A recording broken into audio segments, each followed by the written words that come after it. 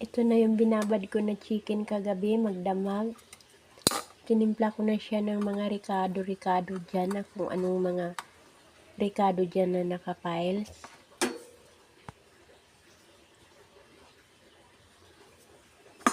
Ko na yan siyang binabad sa mga ricado. Iturbo ko na yan ngayon.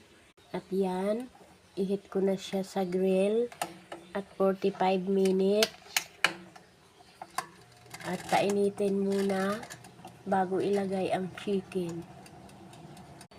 Baliktad-baliktadin muna natin.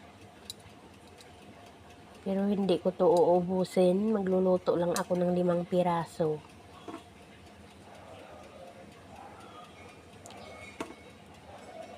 At para bukas naman ng iba, madali lang naman na itong lutuin kasi nakababad na siya ng magdamag.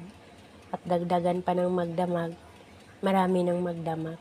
Init-initin ko muna ang turbos bago ko ilagay ang mga manok para hindi dumikit ang mga balat.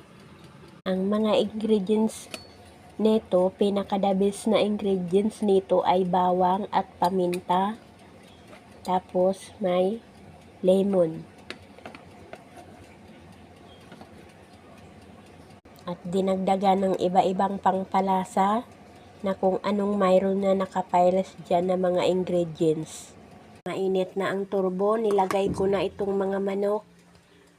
Habang ako'y nagtuturbo, aakyat ako sa 3rd floor at magsasampay ako ng mga damit. Siguro pagbalik ko, mga ilang minuto, medyo mapula-pula na siya, saka ko siya titibawin at babalik ta rin. Gisilip na ako ang tinurbo ko.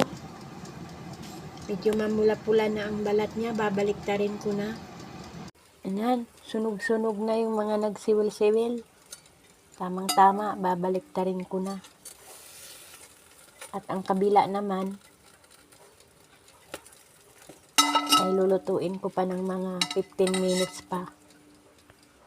Ayan, sarap siguro nito. Mamaya, kukuha ako niya ng kalahati.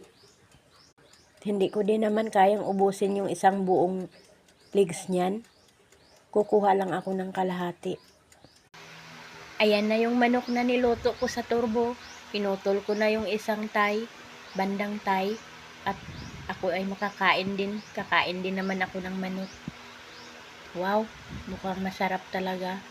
Tingin pa lang masarap na.